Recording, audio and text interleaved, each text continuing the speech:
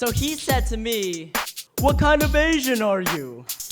And I said back, well, that's a loaded question. What kind of Asian do you expect me to be? Because anyway you slice that egg roll, I'm still pretty much whatever you want to see. I played many a Far East stereotype.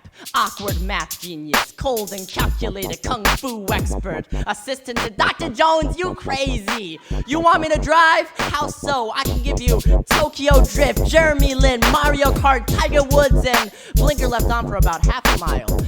I am the foremost expert on all things Asian. The Meiji era and the ban of the samurai, done. Confucianism versus Taoism, I'll give it to you with no slant. What's the difference between Asian stereotype 1 and 2? Well, let me tell you anything you want to know about my culture. Let me tell you, in a Mulan-esque soliloquy of me staring in the mirror asking, who is that girl that I see? Let me tell you about Jackie Chan and Bruce Lee and how they're related by blood to me. Let me tell you about being so marginalized, it's to the point of I really can't believe that's Asian. Let me tell you about derogatory terms and origins of words such as chink and gook. Let me tell you about the struggle of Asian parents not knowing the language, so we ate pet food because it was cheaper. Let me tell you about the job of interpreter.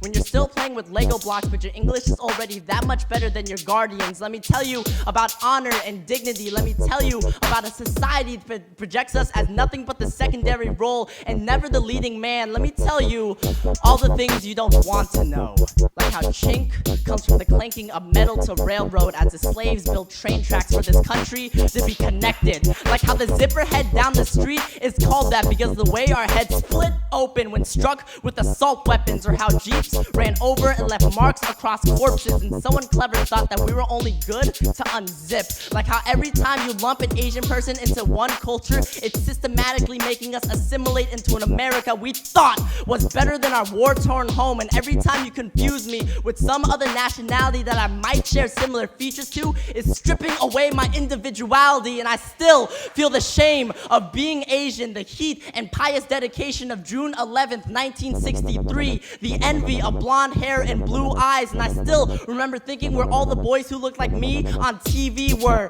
The broken words from my mother and father stage diving off of my tongue. The anger I felt when those kids thought I would get them sick.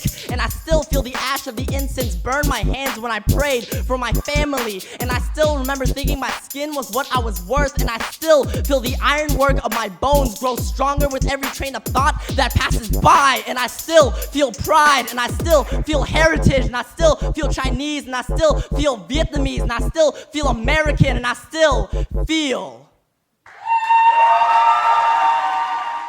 I like turtles. I've got a new toothbrush, miss.